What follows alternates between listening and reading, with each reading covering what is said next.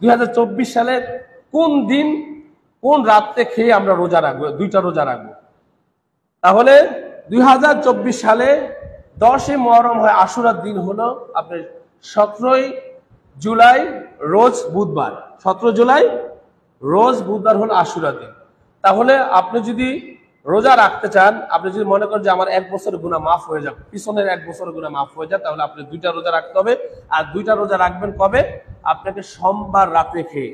সোমবার রাত্রে খাবেন, সামনের সোমবার আসতেছে, আগামী সোমবার রাত্রে খেয়ে মঙ্গলবার রোজা রাখবেন, মঙ্গলবার রাতে খেয়ে বুধবার রোজা রাখবেন। এই 2টা রোজা রাখবেন।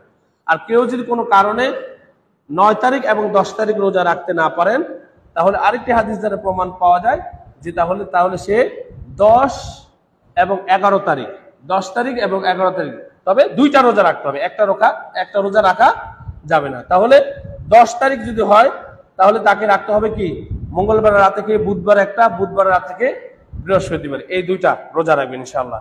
কি রাখা যাবে ইনশাআল্লাহ? এই 2টা রোজা রাখবো। তবে মনে রাখতে হবে যে কারবালার সাথে রোজার কোনো সম্পর্ক নাই।